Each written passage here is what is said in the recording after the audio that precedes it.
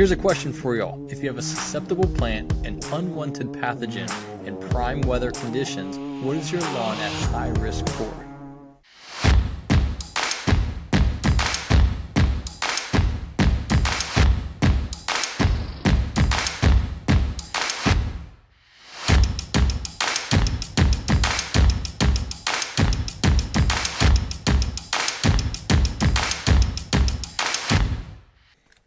What's up, everybody? It's the Lawn Feed. I'm your host tonight, Vince with Ruder Lawn Co. With me is Andrew, the Dad Bod Lawn, and Chris with it's moat time. What's up, everybody? And winter weather something. Yeah, what are you going Something by like now? that.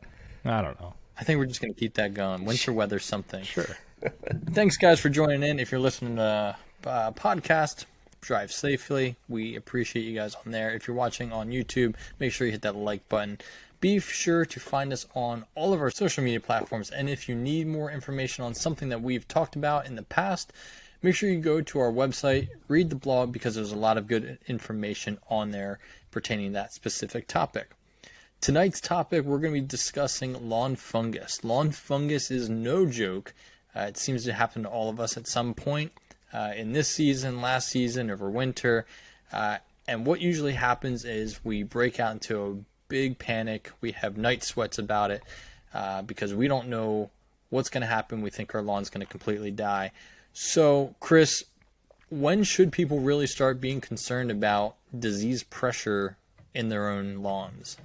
Yeah, so there's a whole bunch of different factors that we can look at, and I think there's a lot more that we could talk about in this episode, so we're going to keep it relatively simple. But for any of the grass types, cool season, warm season, wherever you're at, there's a disease triangle that we can look at. And the object, obviously, is to kind of figure out, and what the triangle represents is having all 3 points and all 3 factors present for a disease to occur. We have a host, an environment, and a pathogen, right? And the host in this case would be your lawn. It's your grass. This could also be a bush, a tree, a plant, right? That kind of thing. The environment is the actual conditions and what we're looking at. So it's the other point of the triangle. What are they doing? Like, what are the conditions right now? Is it dry? Is it humid? Is it moist? Right? The third point being a pathogen, which is the actual fungus, bacteria, or the virus. And we need to eliminate at least one of these 3 factors to help prevent that outbreak from occurring with fungus and kind of going all over the place. So that's kind of high level where it kind of starts, but that triangle is super helpful. Right, yeah. And actually including having a correct soil pH, good mowing practices, the good old 1/3 rule, not roll. This isn't dinner time. Having sharp blades, proper watering, this all in hopes of keeping your grass healthy, strong. That way it can be healthy enough to protect itself when disease pressure starts. Even when we try our best, we cannot control everything. So when we are walking in the lawn, what are some signs that we can be looking for, Andrew? So a good time to actually go out and scout for fungus in your lawn is early morning. So take a walk through your lawn, get some dew on your shoes. And if you start to see any spider web looking areas, this could be something called mycelium. It looks like a spider web, and there might be spiders in your lawn, so it actually might be a spider web, but there's a couple little differences that you can look for. Mycelium's a little more cotton-like looking, and the reason why you want to go out and look in the morning is because if you see it in a spot, come back later in the day when it's a little bit warmer out, because mycelium will actually disappear once everything dries out and the temperatures increase and get a little bit warmer. So if you come back and you can still see those spots in the middle of the afternoon when it's hot and everything's dry, they could just be spiders, but if they're gone, you might have mycelium. So those are the early signs of a fungal infection in your lawn. So this is your first indication that you should go out and get some sort of product that we'll talk about in a minute to start treating those areas. If you see any brown or discolored spots in your lawn, take a look at the leaf blades and the areas that surround it. If you have any lesions on them, this could mean that there is actually disease present. So each disease has a distinct lesion appearance to it. It's a good idea to know what kind of turf you have, whether it's Kentucky bluegrass, perennial ryegrass, or something that's a warm season grass. It's important to know these so that you can start to do your own research as to what this disease might actually be. For instance, perennial ryegrass is highly susceptible to Pythium blight, and this kind of has a greasy appearance, and it spreads very quickly, and it kills the crown of the plant, whereas Kentucky bluegrass is less likely to get this, according to university extensions. There's so much information that we could talk about when discussing lawn fungus, and we simply just don't have the time for that in this episode. So if you actually have a specific question regarding fungus or anything that we talk about, make sure you comment below and let us know, because we can come back and we can get that answered for you in the comments through personal message, or we can just do another episode pertaining that question. The last thing that we want to discuss is treatment options for lawn fungus. Chris, what are some things that we can use to either treat or prevent the fungus among us? It's a fun term. We should make a T-shirt that says that.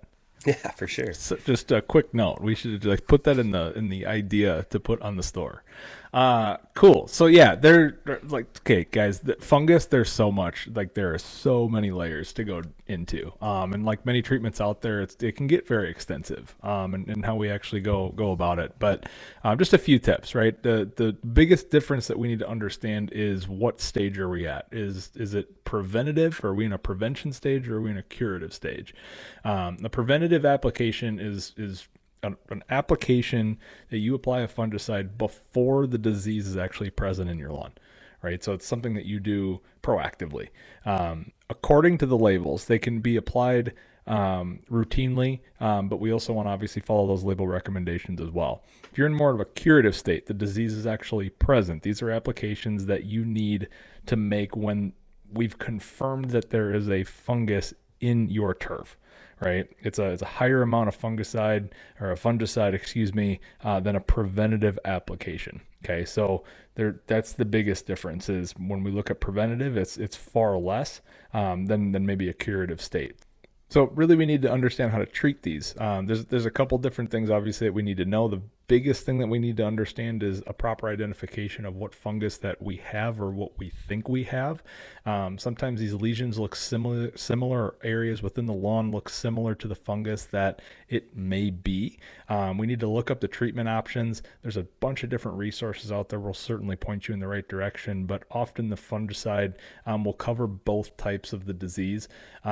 There are granular forms like Scott's, like the Disease X. That's a very popular one. There's also liquid forms of application. But the key to the treatment is getting the right pathogen, the right product to fight that, and get it at the right time, and more importantly, apply it with the right rate.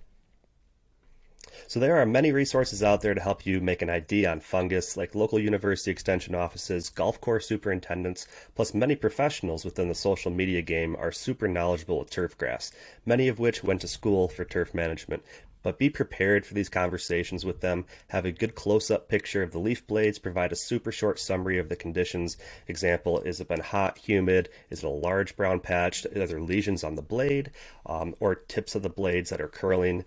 And if you use a preventative or have used no fungicides at all so far.